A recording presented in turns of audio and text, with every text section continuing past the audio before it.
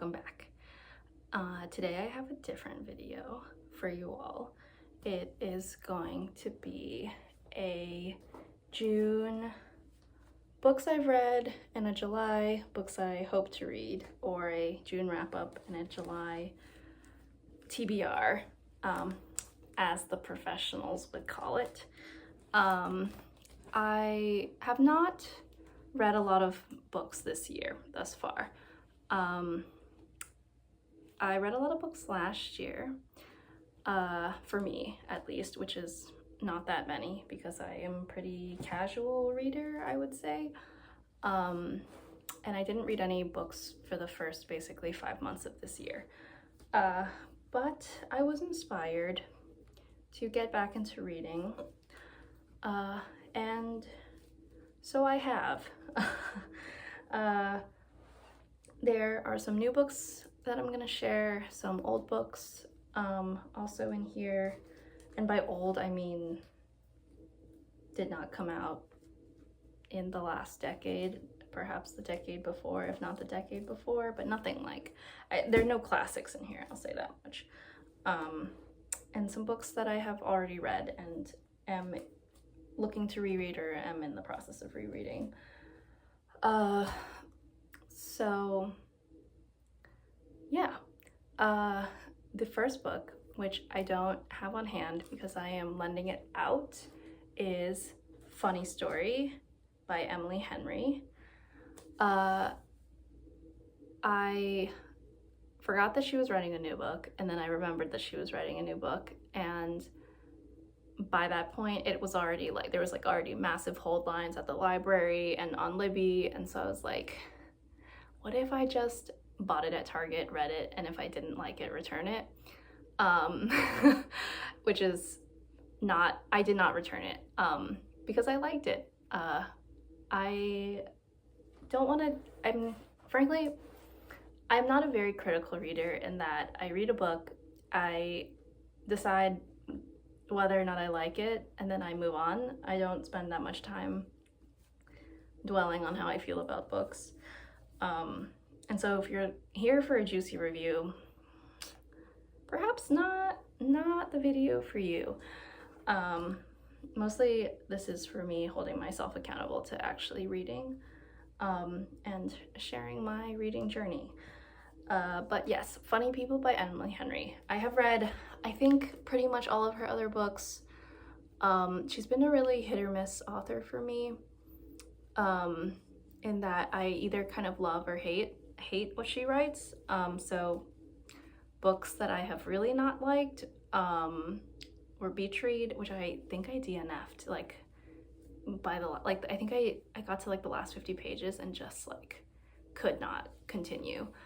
And I also really did not like Happy Place, but I loved People We Meet on Vacation, and I liked Book Lovers. I don't feel like it stuck with me, but I don't remember hating it. Like, I think I thought it was perfectly fine. And so I feel like I always go into her new books a little bit trepidatiously.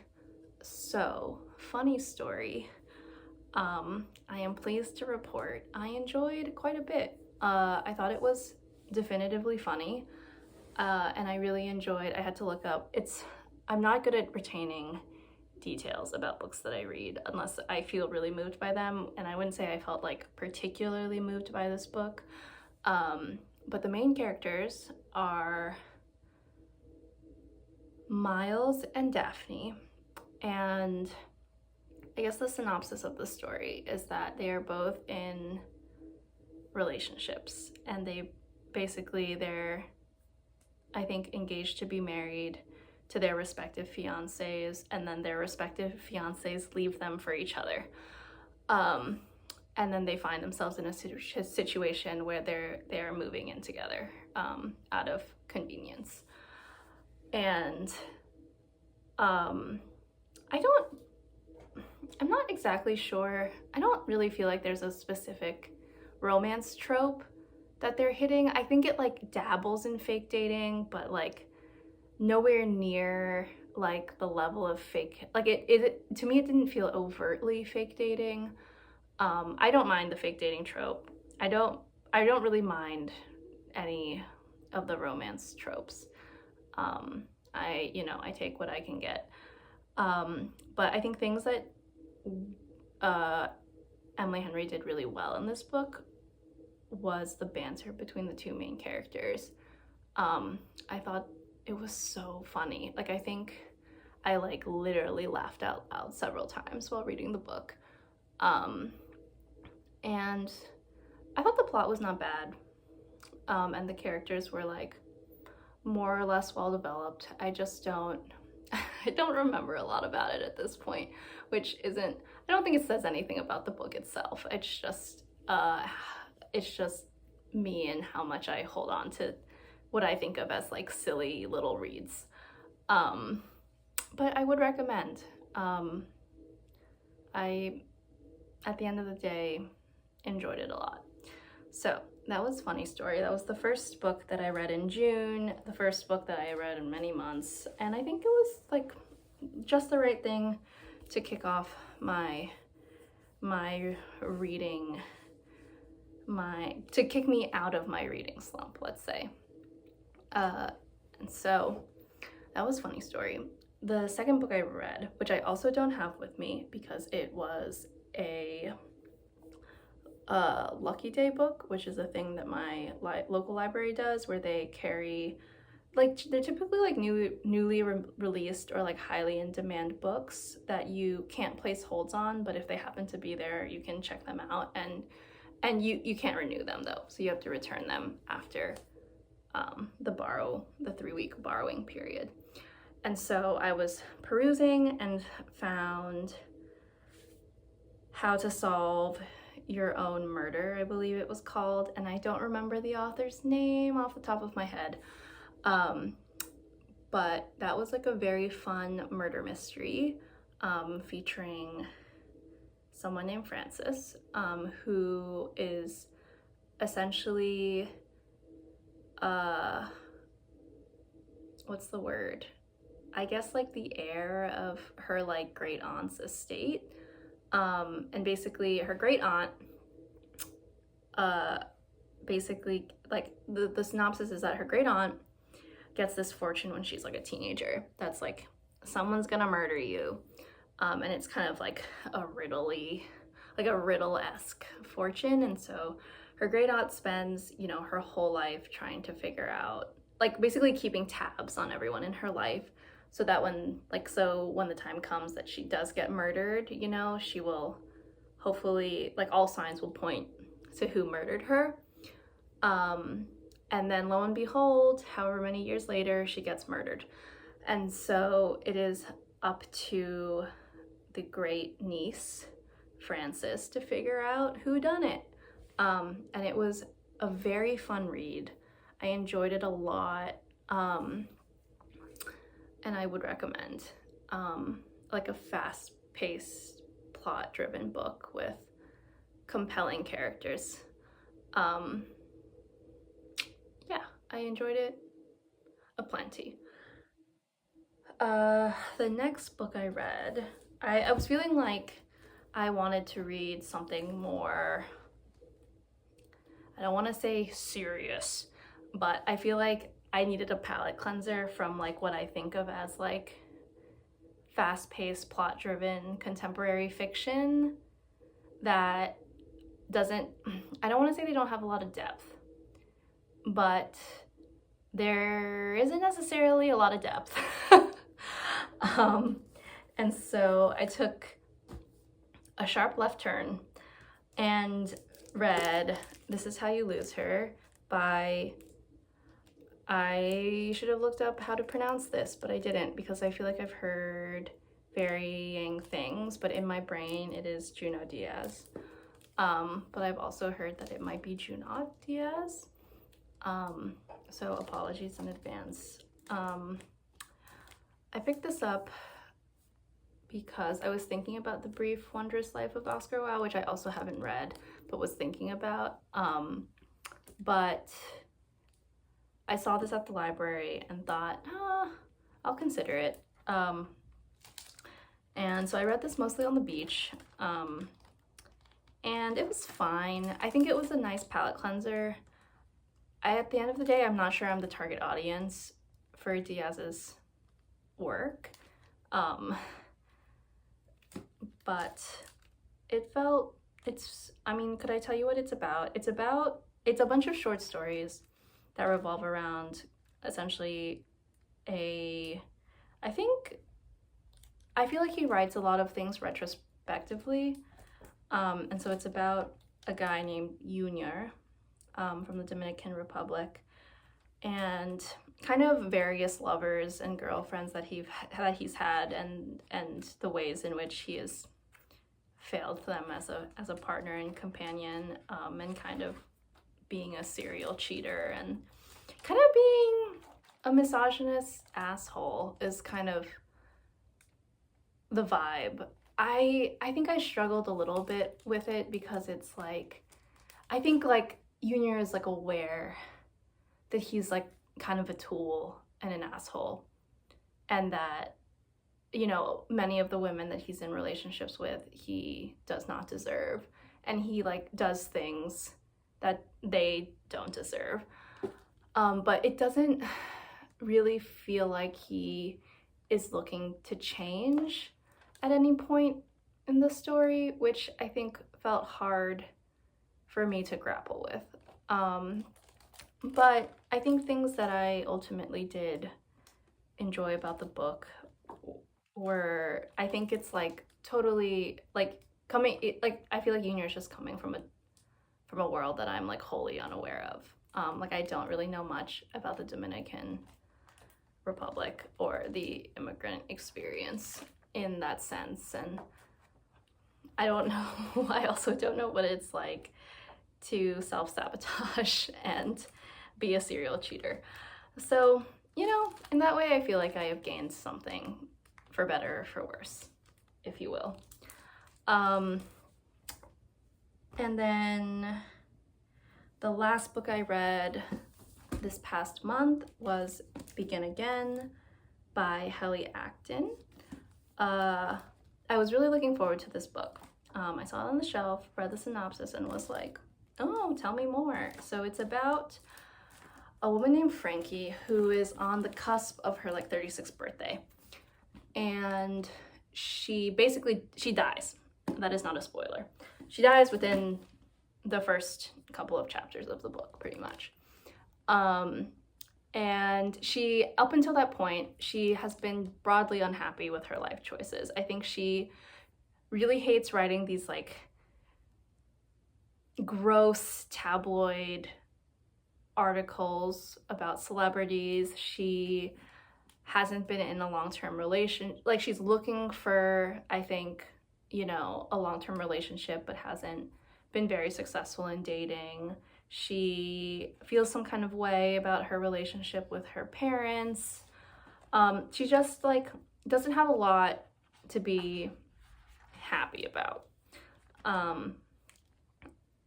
And so when she dies, she ends up in this afterlife kind of limbo-y place where she gets to essentially revisit various crossroads of her life and see what her life would have turned out like had she made a different choice at that crossroads.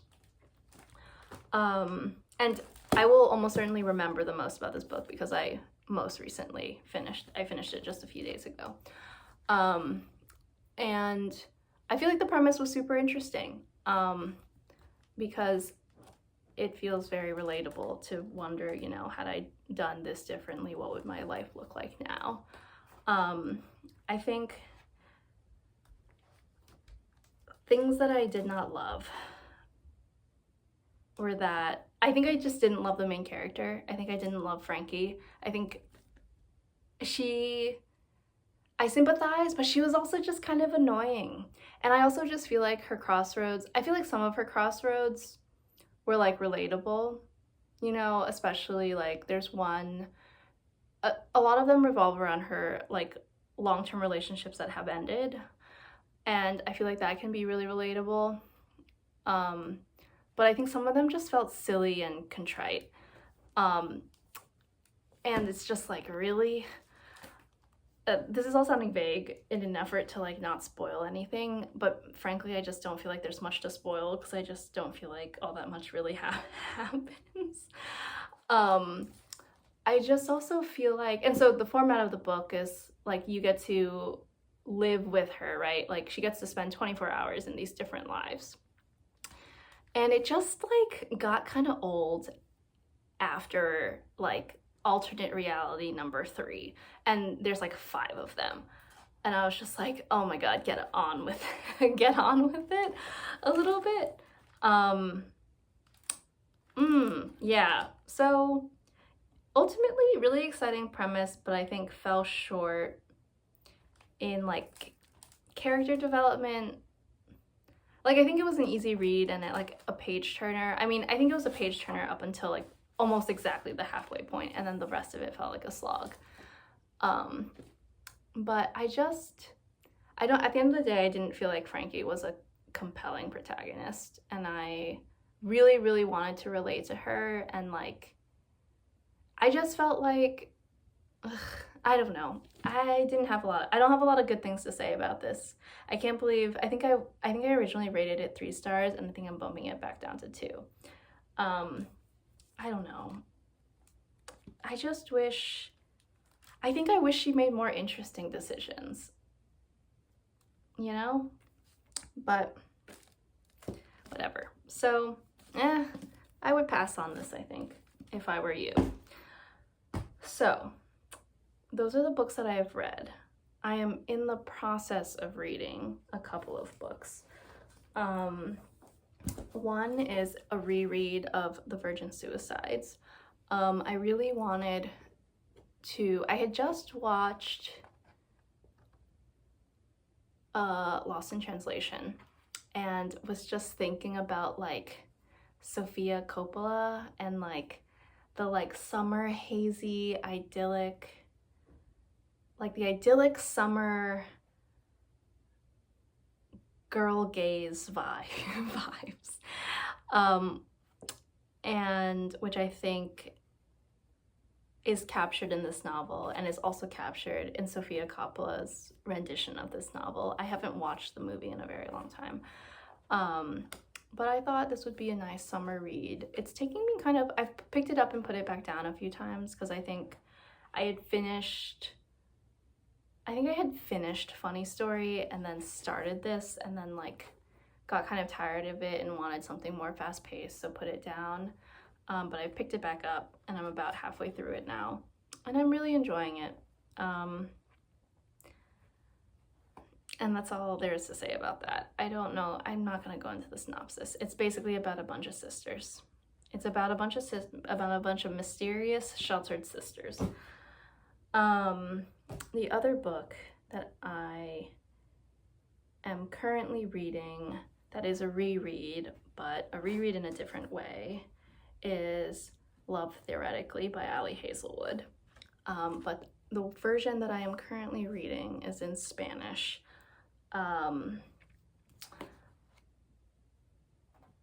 Mostly because I am working on my Spanish and my diction and pronunciation. I'm less so concerned. Well, basically I have very few Spanish language skills. This is a complete aside at this point, but I took a Spanish class over the spring, I guess, the winter into the spring. I guess the spring semester. I took a spring semester of Spanish classes and it left some things to be desired. And so I wanted to practice just feeling comfortable verbalizing Spanish words out loud. And so I am reading this out loud with my Spanish speaking partner, and it's going well. And he was doing a thing where like I would read a sentence and he would translate it back to me in English. And so that was kind of fun and would recommend. But it is very slow to get through in that way. And so we've been working on this since I don't know, March or April. And we just passed the 100-page mark. But what do I have to say about Love Theoretically? It is my favorite book by Ali Hazelwood, and it is perhaps my favorite contemporary romance novel. It's about Elsie, who is a theoretical physicist, and she is trying to get a better job at MIT. It's like basically her dream job at MIT has opened up. And she is trying to get it. But lo and behold, who is on the hiring committee? Her arch nemesis, Jack Smith. And so it is very much so an enemies to lovers romance. I just feel like it was the first contemporary romance book where I actually felt invested in the plot. Like, you know, Elsie's journey to like getting a new job versus just like the journey of them getting together, because I feel like that is obviously one big part of the book. But I feel like with these contemporary romance novels, there's always like the main female character always has like some quirk or like chip on their shoulder or weird niche hobby or whatever that's like a side plot to the actual plot, or like the main plot and like the romance is the side plot. I don't know, but I just felt like it was really well fleshed out in all regards, from her personal plot to like getting this new job, maintaining health insurance, because that is also a main plot point, and then also developing her relationship with Jack. So would recommend. I thought it was so funny. It just like it checked all the boxes for me. And now we are on to my July TBR. There are just a few books. First that I've been hunting down is Ali Hazelwood's newest book, Not in Love. I am not like thrilled. I'm not like dying to. I don't think I'm gonna love it, and maybe that is that's my preconceived notion of what I've read in the synopsis. But it just doesn't seem like, it seems like very steam forward and less plot forward, which I'm not sure how I'm gonna feel about. I feel like it might toe the line between like enjoyable to cringe. I think I'm just not also that interested in like the backgrounds of either of the main characters. They work at startups. That's fine. I think there's like gonna be like some kind of like hostile startup takeover. And I think I just don't really care. But we'll see. So that is Not in Love. The next book that I'm very much so looking forward to reading is The Great Perhaps by Jo Meno. I have read most of Jo Meno's. This is going to be a reread for me. I've read most of Jo Meno's other books. He has written my favorite book of all time, which is The Boy Detective Fails. I last read this book when I was in middle school. I think I was in 8th grade. So I would have been 14. And I remember really enjoying it at the time. And I thought I would revisit it. And so I requested this book through the interlibrary loan, and now I have it. And I'm really looking forward to reading it. So it's about a family, and they all kind of have their different quirks. So Jonathan, I think, is the main character. It's been so long, so I'm just gonna read the synopsis. I'm not gonna pretend that I remember what it's about. So Jonathan, a paleontologist, is searching in vain for a prehistoric giant squid. His wife, Madeline, an animal behaviorist, cannot explain her failing experiment. Their daughter, Amelia, is a disappointed teenage revolutionary. Her younger sister, Thisbe, is on a frustrated search for God, and their grandfather Henry wants to disappear, limiting himself to 11 words a day, then 10, then 9, one less each day until he will speak no more. Each fears uncertainty and the possibilities that accompany it. When Jonathan and Madeline suddenly decide to separate, this nuclear family is split and forced to confront its own cowardice, finally coming to appreciate the cloudiness of this modern age. Yeah, I remember it being, I don't know if I felt like as moved by it as I felt about some of his other books, but I remember it being fun, but also sad, but also relatable. If I remember, one of the daughters breaks out in hives every time she's anxious, and that felt very relatable, although I don't break out in hives when I'm anxious. I'm just anxious. And then the last book on my TBR that I may or may not read, mostly because it's not the first book in the series, and I kind of want to start at the beginning, but it's seemingly kind of hard to find the first book in the series in my library system, and I think the hold list on Libby is so long, and we'll just see. But it is Richard Osman's The Last Devil to Die, which is part of his series, A Thursday Murder Club, or a Murder Club mystery. So I think the first book is The Thursday Murder Club, and then there's 3 or 4 more books after that. But I did read like the synopsis of this book and thought it was intriguing and up my alley. And so I think it's another murder mystery and kind of takes place in the antique sphere, which I thought was fun. And so I might just read it as a one-off and see how it goes. I don't know how I'm gonna like it without having read any of the other books in this series, but like I don't really know if they're supposed to be read chronologically. If they are, oops. But I've heard good things about it, and so, you know, love me a murder mystery. So that is that. This video is so long. I didn't expect to talk that much. I think I talked more about each of the books than I had originally set out to, so forgive me. Yeah, other exciting things that are going on is that it's the first day of Tour de Fleece, and so I am gonna do some spinning this month, and we'll probably share some progress as I do that. And yeah, we'll see. All right, well, thanks for tuning in. I will see you in the next one. Bye.